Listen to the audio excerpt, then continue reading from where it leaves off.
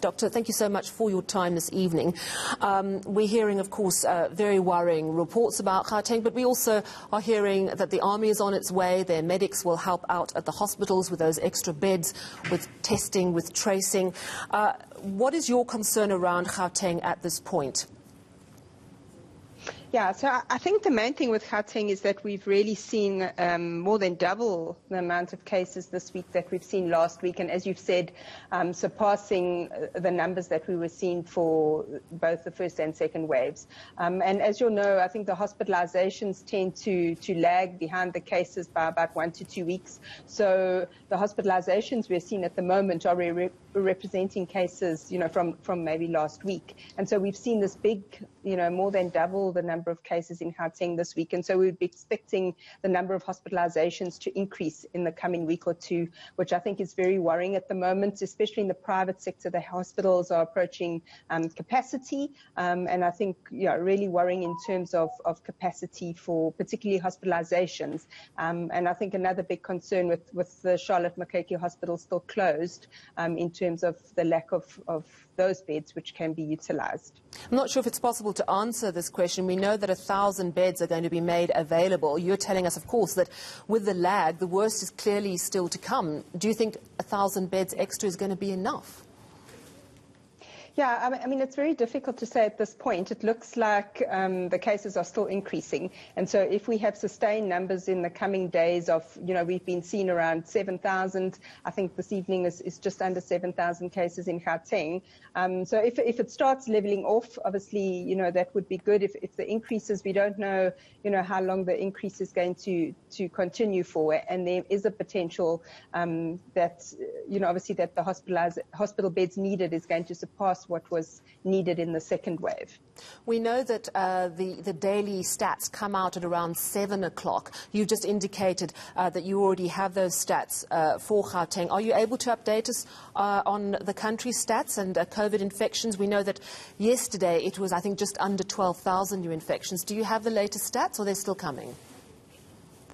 They will be coming, but I think we have in the last couple of days been seeing cases in excess of 10,000. So I think it is around that today. I can't remember the exact number, but I think we are just seeing just over 10,000 cases, and I think Gauteng close to 7,000 for today. So I think very worrying that we haven't seen these numbers since January of this year in the second wave. And so in terms of when the peak will kind of be reached, we're unsure at this stage. As you know, the Northern Cape and Free State were the two provinces that started off first with their third waves, and there is some positive indications that cases are decreasing there.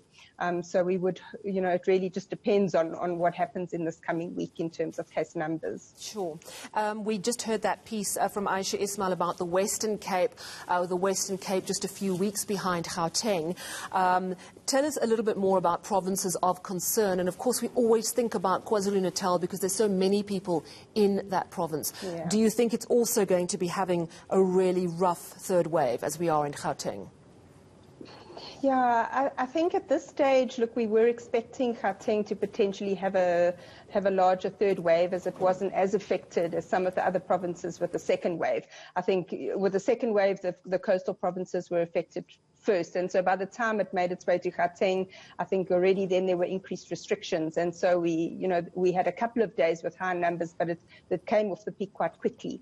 And I think this time it started more with the inland provinces, as you know, Northern Cape, Free State, Northwest and Gauteng. But we are starting to see increases. There are actually sustained increases in all of the remaining provinces. Western Cape is showing all its districts actually seeing positive percentage changes in the last couple of days, and moving into, with our metrics that we're using, that those districts are moving into response mode.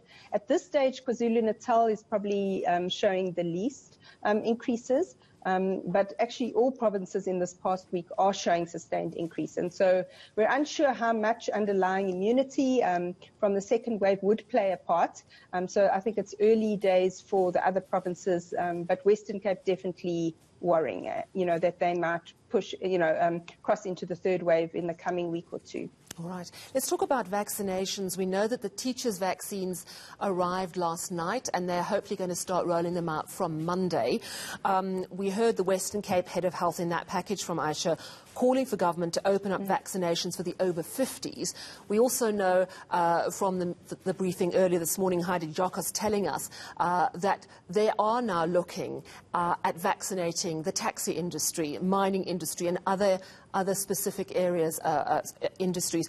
Could you tell us what the plan is actually? Because it seems a little all over the place. At first it seemed it was going to be a very clear, do this batch, we do health workers, we do the over 60s, then we were meant to go to comorbidities, but we understand you cannot do that now because you have to go according to age because it's difficult to ascertain with a lack of government health records. It seems to be all piggybacking on each other. Do you have a clear idea of how it's rolling out? Look, the Department of Health is coordinating the vaccine rollout. I think at the moment, unfortunately, we do have the main issues in terms of vaccine supply. I think, unfortunately, those 2 million doses from Johnson & Johnson could not be utilized. We have the Pfizer doses at the moment and some additional doses coming in from Johnson & Johnson. So I think I think the Department of Health can probably comment a little bit better on the vaccine rollout. I think the progress is positive in terms of vaccinating the over 60s and healthcare workers. And I think if we can just move our vaccination program along, I think as we've seen in countries in Europe and the US, many of these are getting back to normal and, being able to limit the restrictions. And so we would hope that at least, towards the end of the year or early next year that we would have a lot more of our population vaccinated. As head of the Division of Public Health Surveillance and Response at the NICD, do you think that Gauteng needs tighter restrictions? Do we need like an earlier curfew, for example, a complete ban on any gatherings, the closing of bars and restaurants? What is your sense?